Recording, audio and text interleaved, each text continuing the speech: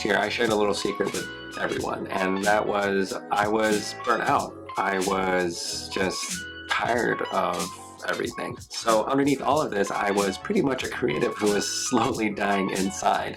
I had promised myself that things were going to be a little bit different this year. I was done with all the self-loathing and just constantly waiting for permission to be myself.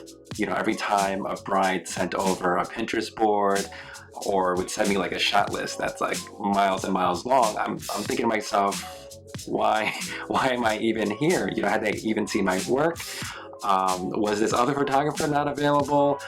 Is my work ever going to be good enough? And I can finally say that I've put an end to all of this. I finally followed through on the promise that I made myself, and that is that I was going to step back a little bit and do a little bit more personal work, do a little bit more self-reflection, just so that I could be a better photographer for, you know, just not for myself, but also for the clients that I serve. I'm currently enjoying way more creative freedom than I ever have before. That's great. That's amazing. And over the past couple of months, I've had the wonderful opportunity to do just that, you know, just to pursue that personal work, to really just have other creative outlets outside of wedding photography. So this is what I learned. So real life is imperfect, and that in itself is beautiful. With social media these days, it's very easy to get caught up in the glamour of everyone else's lives. And it leaves behind a sense of emptiness and wanting and belonging. And I don't think that's really cool. Rawness of real life is what I wanted to capture in my work, that to demonstrate that there was beauty in truth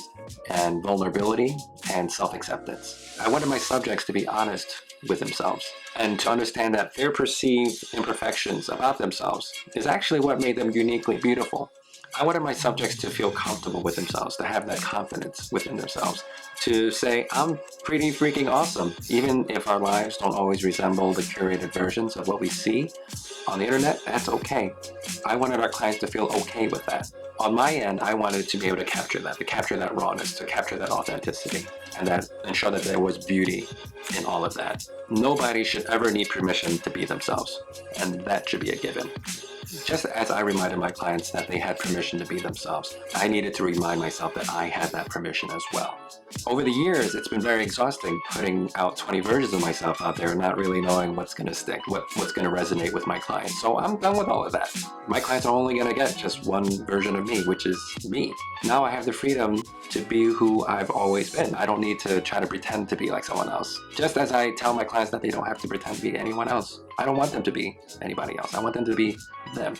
At any given moment, there is beauty all around us. Seeing better and being present is key to being a better creative. Sometimes the perfect image isn't always apparent. Sometimes it might not end up being what I imagined it to be, but now I have the flexibility to do that. Some of my favorite images over my career are images where the clients had complete trust in us and complete trust in the process and gave me the time and the opportunity to work it out. I wish I could say that I hit home runs every single time I step to the plate, but the fact of the matter is, you know, singles and doubles are not that bad either. And sometimes I would just strike out completely, which is totally fine. I mean, that's just the nature of what we do as creatives. We have to take those creative risks. Otherwise, we're not going to grow. We're not going to be able to create something amazing. Over the years, a lot of folks have asked me, what are some of your favorite venues? Where are some of the locations where you really, really enjoy shooting? And the honest answer is, I don't really have a favorite venue or a favorite location, okay? But I do have favorite kinds of people that I like working with. And those are the people that give us the creative freedom to do what we do. These are the kind of people who say, hey, listen, Ben, I really trust you. I trust in the process. Just do your thing. And we're 100% sure that we're going to be happy with whatever you send our way. And those are the kind of clients that we enjoy shooting the most. So anyway, I hope you guys enjoyed this. If you guys want to see more of my personal work, you guys can follow me on Instagram, on my blog. I'll leave all those links below. So thanks for watching, and I'll see you guys next time.